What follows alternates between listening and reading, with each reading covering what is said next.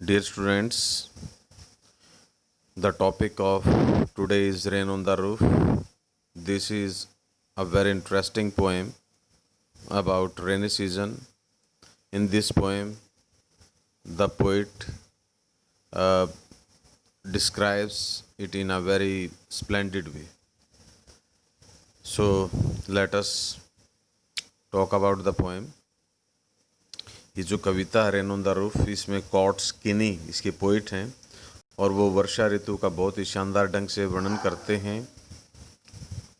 तो एक बार इसको अपने शब्दों में देख लेते हैं। कवि अपने बिस्तर में लेटा हुआ है, बाहर वर्षा होने लगी है।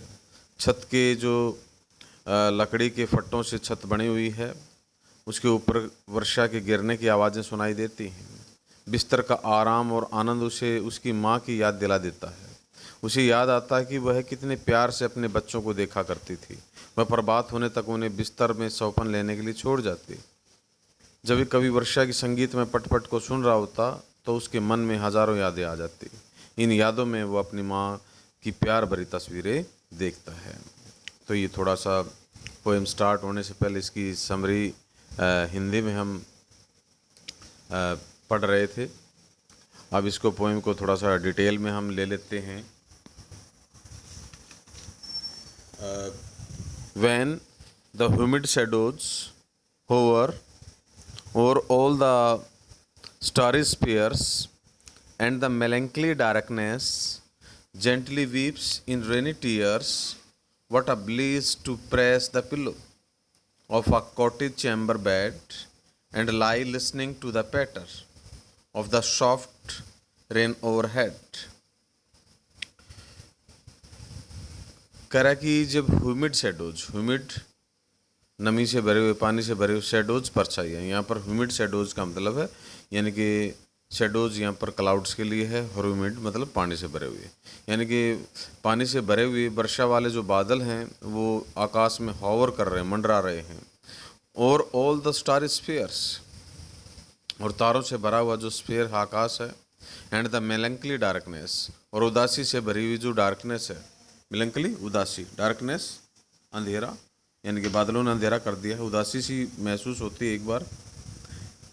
जेंटली वीप्स इन रेनी टीयर्स, उसके बाद बड़े शानदार ढंग से बारिश गिरती है, जिसको हम रेनी टीयर्स के रूप में देखते हैं यहाँ पे।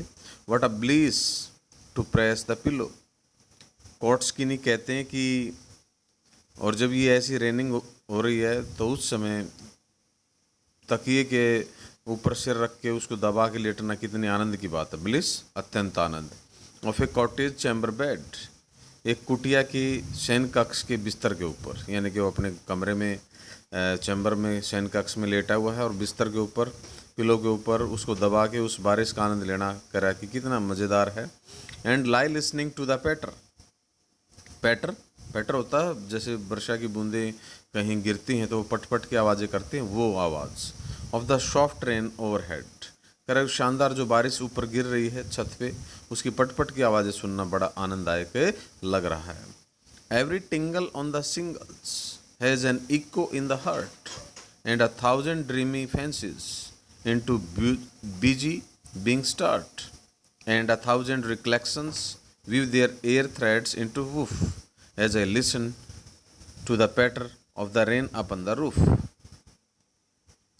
करा कि जो प्रत्येक टन टन या खन खन की आवाज़ आती है सिंगल्स के ऊपर, सिंगल्स लकड़ी की फटियाँ, यानी कि जो छतें हैं, पहाड़ी क्षेत्र दिखाया है और वहाँ पर जो मकान बना उसकी छत जो है वो सिंगल से बनी हुई, लकड़ी की फटियों से बनी हुई है। उनके ऊपर जो टन टन की आवाज़ें आ रही हैं वो हृदय के अंदर एक इको करती है, एक गूंज पैदा करती है, जैसे गीत में गूंज होती है। एंड 1,000 ड्रीमी फैंसीज, और हज़ारों ड्रीमी फैंसीज, सपनों से भरे हुए विचार पैदा होते हैं। Into busy being start, busy being मतलब हमारा मन जो हमेशा किसी न किसी चीज़ में व्यस्त रहता है, उसके अंदर बादलों जैसे जो है सपनों जैसे विचार तैयार होने लग जाते हैं।